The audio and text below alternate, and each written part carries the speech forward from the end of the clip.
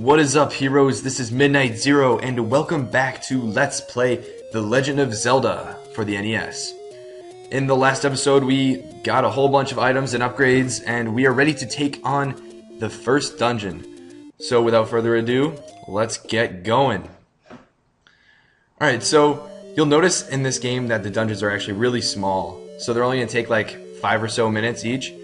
So I'm going to end up doing a couple dungeons in this one episode with a little bit of collecting in between. So this is actually again a clock power up after I defeat all the enemies. Sorry, I still haven't gotten time to show you, but yeah, I'm gonna be taking out this first dungeon, which is called the Eagle, because you'll see when we get the map that it's eagle shaped, and the Moon, which is the second dungeon. So we're gonna start off going both the left and right rooms, take out the enemies, get keys. Pretty standard.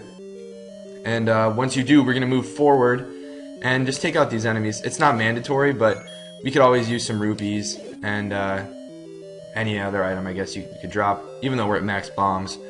But that's alright. So now we are going to want to take out these guys because I believe you get a key, and we don't need that fairy yet. But yep, there we have a key. And you want to go right first to avoid backtracking that much, or at least if you're 100%ing it. You're going to want to go back, and there are a lot of keys in here. A lot. Like, I thought there were a lot of Zubats in Pokemon. There are a lot of keys in Zelda. So we got the compass, and if you look in the upper left corner, that shows on the map, the blinking red square, is where the boss is. And what's kind of cool is, in the dungeon, when you get close to the boss, you can actually hear him, like, roaring and stuff. So, that's just a cool little effect. Also, a lot of the bosses are like dragons and like dinosaur related, and yeah.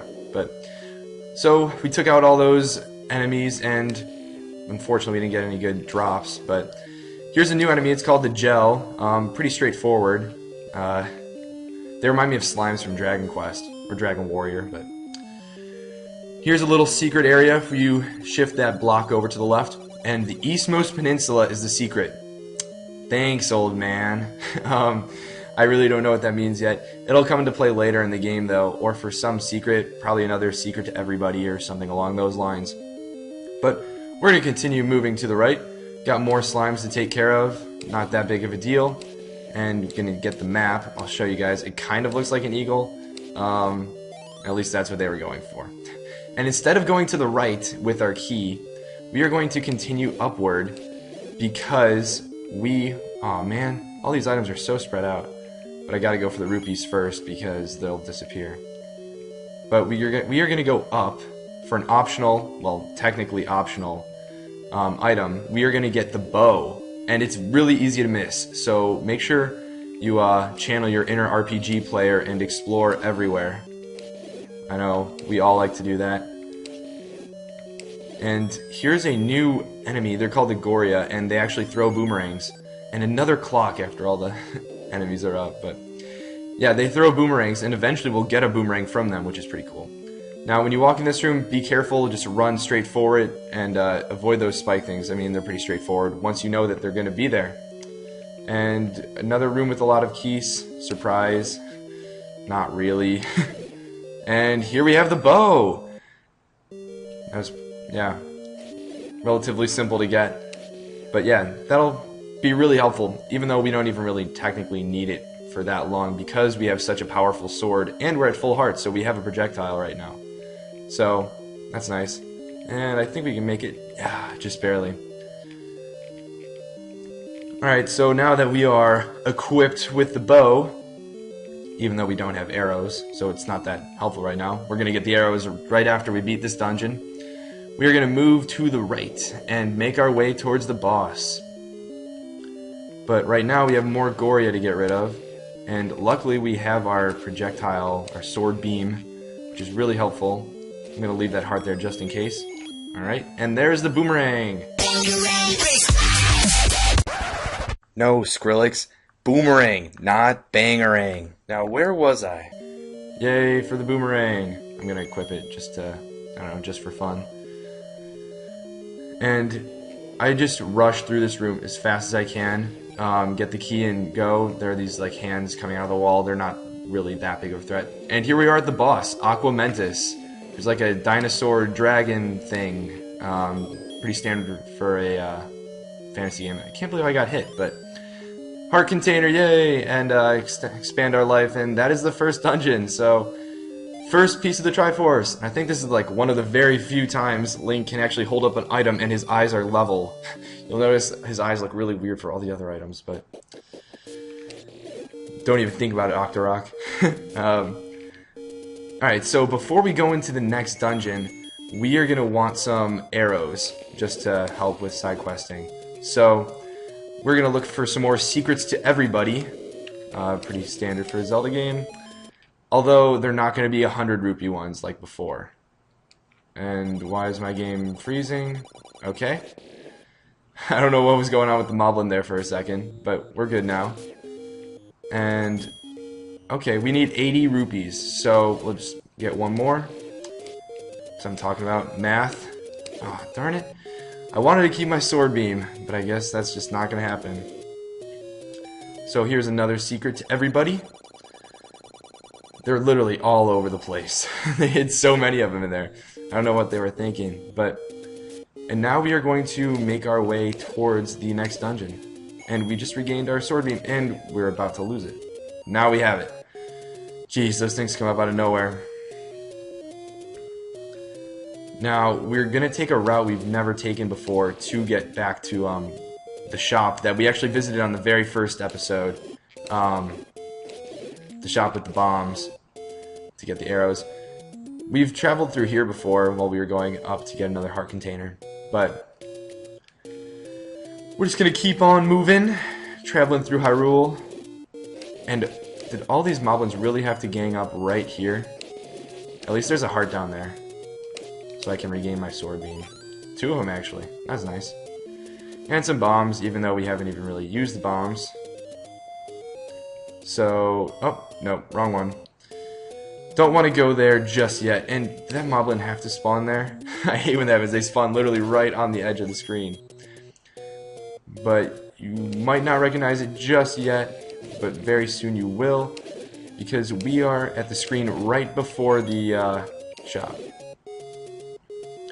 And we have 100 rupees, so we are set back to the regular shop. Don't buy the shield yet, we'll get it for a discounted price later.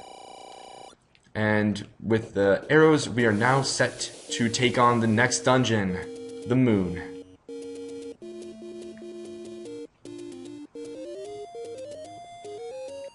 And like I said earlier, once you play the game enough, you will eventually learn all the ways of getting around. And darn it, we lost our sword beam again. Just by half a heart, but... well, actually... did they really have to spawn all there? That's exactly where I want to go. And they had to all just cluster right there. I feel like that always happens. Oh well. It's known as one of the harder Zelda games for a reason. Come on, give me a heart. Nothing? Oh well. We're just gonna have to take on the second dungeon without our sword beam. But we're pretty awesome, so it's not like we even need it, really. Right? Okay, and the second dungeon.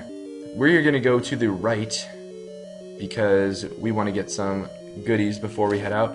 And new enemy. These are a type of snake. I think they're called ropes. Not entirely sure on that.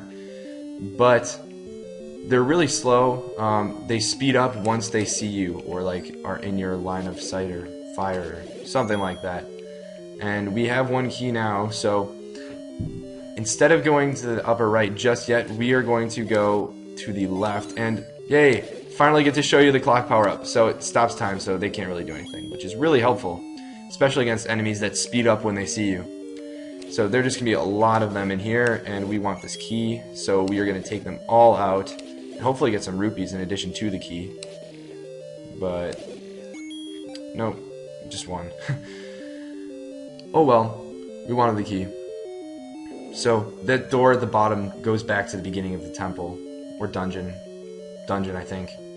Game calls it levels, but I'm just gonna say dungeon because that sounds cooler. And this game is like dungeon crawler. RPGs are typically dungeons. Now I'm gonna equip the boomerang because, well, boomerang's pretty awesome.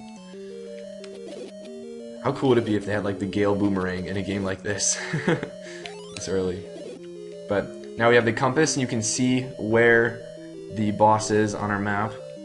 And you're going to notice pretty soon that this dungeon does indeed look like a moon. And we got a lot of Gorias here. They're not really that difficult, and clock power up, so helpful. The Gorias work actually. See that how the other one died as I killed that one? They have like one like head Goria that when you kill it, it gets rid of all the other ones as well. So that's pretty cool. It's a neat mechanic.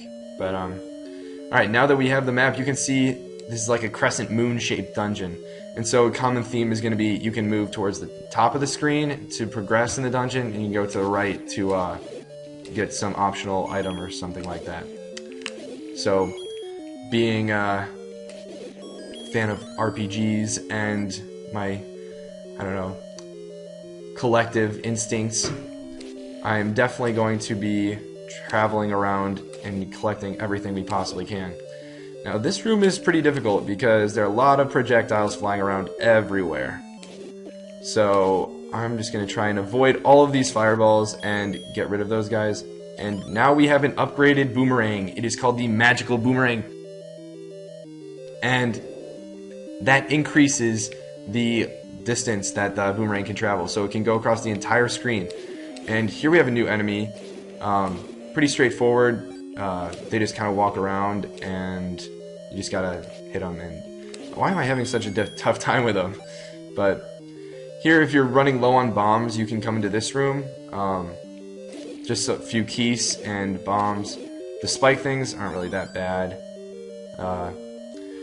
Bombs are actually really important for this dungeon, so they're gonna give you lots of opportunities to get bombs, whether it's by dropping them from enemies or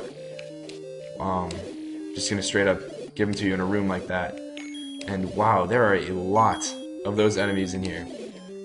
A clock would have been nice there, but that's alright. So we have 2 keys, so we're still golden. So we're gonna move into this room real quick, and lots of gels. Not a problem, especially with the boomerang. And got a little diagonal kill there. Some rupees, and a hint from good old man. Dodongo dislikes smoke. Well, what weapons do we have that create smoke? We've got the candle or the bombs, and I'm thinking the candle won't do much to a dinosaur. Just a thought. So, darn it. Now I don't have my sword beam, but so I'm thinking the bombs are going to be pretty helpful, and that's why the dungeon keeps giving them all to us. So it's not even really that important. Really? And see what I mean, how they give you bombs, essentially. So I'm going to switch to my bombs now, because we are at the boss, Dodongo, and we got another clock after all the enemies were gone. Now what you can do is you can use the bomb to stun him, and like hit him with your sword, or you can feed him bombs. And feeding him 2 bombs will actually take him out. And darn it, I missed. Though I missed. In the words of Wario and Chugga Conroy, if you're an avid Let's Play watcher. But, and there we have it. Dodongo is down just like that. 2 swallowed bombs and he's done. And heart container, and another part of the triforce. So, pretty successful episode. Got through both dungeons. And in the next episode, we will be doing plenty of other things. Collecting some more rupees and getting items and just taking out more dungeons. But anyways, I will see you guys in the next episode. But until then, this has been MidniteZer0, and this mission is complete.